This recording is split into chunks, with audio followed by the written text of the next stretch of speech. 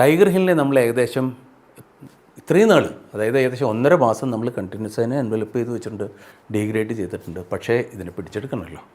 അപ്പോൾ പിടിച്ചെടുക്കാനായിട്ട് ടാസ്ക് കൊടുത്തത് 18 grenadiers, lieutenant colonel വിശ്വനാഥൻ്റെ യൂണിറ്റിനാണ്, 18 ഗ്രനേഡിയേഴ്സിനാണ് ഇതിൻ്റെ ടാസ്ക് കൊടുത്തത്.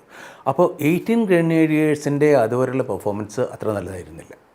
ഇനിയിപ്പം ടോളലിംഗ് ഓപ്പറേഷനിലായാലും ശരി, അതിൻ്റെ മുമ്പുള്ള ഓപ്പറേഷനിലായാലും ശരി, 18 ഗ്രനേഡിയേഴ്സിൻ്റെ അത്ര വലിയൊരു ഇതായിരുന്നില്ല. അപ്പോഴത്തിന് ഇവിടെ 192 ഇൻഫൻട്രി ബ്രിഗേഡ് വന്നു. അപ്പോൾ അതിൽ ആ 192 ഇൻഫൻട്രി ബ്രിഗേഡിൻ്റെ കമാൻഡറുടെ പേര് ബ്രിഗേഡിയർ MPS ബാജുവ എന്നായിരുന്നു. അപ്പോൾ അദ്ദേഹത്തിനാണ് ഈ ടാസ്ക് കൊടുത്തത്. അപ്പോൾ ഇതിന് ഒരു ബറ്റാലിയൻ മാത്രം, അതായത് 18 ഗ്രനേഡിയേഴ്സ്, അവരെ സപ്പോർട്ട് ചെയ്യാനായിട്ട് 8 സിഖ് റിസർവിൽ. അങ്ങനെ ഇവർ അപ്പോൾ വളരെ ഡിഫിക്കൽട്ടായിട്ടുള്ള ഫീച്ചറാണ്, ഒട്ടേറെ ഡിഫിക്കൽട്ടായിട്ടുള്ള ഫീച്ചറാണ്. അപ്പോൾ ഇതവരുടെ ഗാത്തക് പ്ലാറ്റൂൺ ഉണ്ടല്ലോ, ആ ഗാത്തക് പ്ലാറ്റൂണിൻ്റെ OC ആയിരുന്ന ലീഡറായിരുന്നത് ലഫ്റ്റനൻറ്റ് ബൽവാൻ സിംഗ്. അവന് പിന്നീട് മഹാവീർ ചക്ര കിട്ടുകയുണ്ടായി. ബൽവാൻ സിംഗിൻ്റെ അണ്ടറിലെ ഗാത്തക് പ്ലാറ്റൂൺ ആണ് ഇപ്പോൾ ഇത്. അപ്പോൾ ഇവർ കുറച്ചങ്ങോട്ട് പോകുമ്പോഴത്തേന് ബൽവാൻ സിംഗ് താഴെ വീണു, ഷോർട്ട് ആൻഡ് ഡെഡ്. പിന്നീട് ഇവിടുന്ന് ഒരു മെല്ലെ മെല്ലെ മെല്ലെ മെല്ലെ കയറി പോകുമ്പോഴത്തേന് ഇത് സൈറ്റഡ്. അപ്പോൾ ആ ഗ്രൂപ്പിലുണ്ടായിരുന്നതാണ് നമ്മുടെ യോഗേന്ദ്ര സിംഗ്. ഇപ്പോൾ എനിക്ക് തോന്നുന്നു UNOയിലടക്കം ആൾക്കാർക്ക് അറിയുന്നു, എല്ലാ രാഷ്ട്രത്തിനും അറിയുന്നതാണ്. അപ്പോൾ യോഗേന്ദ്ര സിംഗ് ആ ഗ്രൂപ്പിലുണ്ടായിരുന്നു. അങ്ങനെ ഒരു മെല്ലെ മെല്ലെ കയറി. അപ്പോൾ യോഗേന്ദ്ര സിംഗിൻ്റെ അവിടുത്തെ കൺട്രിബ്യൂഷനെ പറ്റിയിട്ട് ഞാൻ കൂടുതൽ പറയുന്നില്ല, അത് it is in the media, എല്ലാവർക്കും അറിയുന്നതാണ്. അപ്പോൾ അതിനെ പറ്റിയിട്ട് ഞാൻ കൂടുതൽ പറയുന്നില്ല. പക്ഷേ അവിടെ ഇവരൊരിക്കൽ ഇവിടെ പോയി യോഗേന്ദ്ര സിംഗ് ബോധം കെട്ട് വീണു.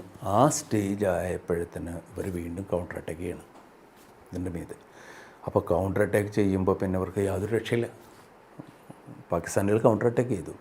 അപ്പോൾ കൗണ്ടർ അറ്റാക്ക് ചെയ്തപ്പോൾ അവിടെ നിന്ന് ഉണ്ടായിരുന്ന ഒരു സാബാണ് ഉണ്ടായിരുന്ന ഒരു JSO. അദ്ദേഹം പറഞ്ഞു, സാബ് അമാരെ ഊപ്പർ ഫയർ കരുന്നു.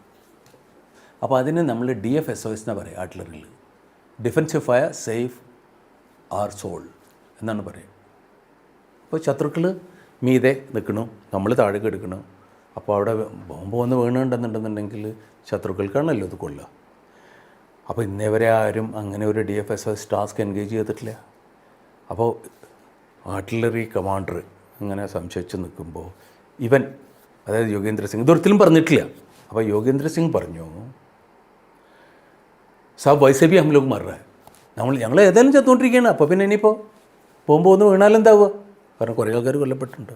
അങ്ങനെ നമ്മൾ ടാർഗറ്റിന് മീതെ ഫയർ ചെയ്തു. അപ്പോഴത്തേനും ഇവരോട് പറഞ്ഞു, നിങ്ങളൊരു 100 മീറ്റർ പിന്നോട്ട് മാറി. നമ്മുടെ പട്ടാളക്കാരോട് പറഞ്ഞു, അവർ 100 മീറ്റർ പിന്നോട്ട് മാറി. അതിൻ്റെ മീതയ്ക്ക് കണ്ടിന്യൂസ് ആയിട്ട് നമ്മൾ ഫയർ ചെയ്തു, ഇൻഫൻട്രി പോയിട്ട് മോപ്പപ്പ് ചെയ്തു. അപ്പോൾ ഇതിൻ്റെ മീതിലുള്ള ഈ അറ്റാക്ക് ഉണ്ടല്ലോ വൈദ്യുത്, ഇതിനെ നമ്മളൊരു ഫെയിൻഡ് അറ്റാക്ക് എന്നാണ് പറയുക. ഫെയിൻഡ് അറ്റാക്ക് എന്ന് പറഞ്ഞിട്ടുണ്ടെങ്കിൽ that is not the main attack.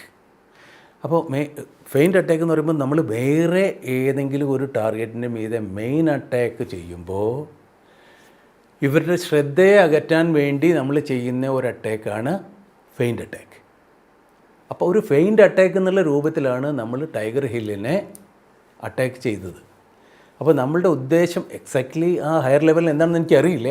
പക്ഷേ എൻ്റെ ഒരു അനുമാനം എന്ന് വെച്ചിട്ടുണ്ടെങ്കിൽ 0.4875 നമ്മളൊരിക്കൽ പിടിച്ചു കഴിഞ്ഞാൽ പിന്നെ പാകിസ്ഥാനികൾക്ക് അവിടെ നിൽക്കാൻ പറ്റില്ല. അപ്പോൾ ഇവർ പോവും, ടൈഗറുകളുടെ മീതുന്നവർക്ക് പോകും. അവരവിടെ ഒറ്റയ്ക്ക് അവിടെ നിന്നിട്ട് കാര്യമില്ല, കാരണം 1 മാസമായിട്ട് പാവങ്ങൾ പട്ടിണി എടുക്കുകയാണ്. അപ്പോൾ ഒന്നുമില്ല, അവർ അവിടെ തന്നെ കിടന്ന് പരീക്ഷാവും, കാരണം അവർക്ക് പോകാൻ പറ്റില്ല.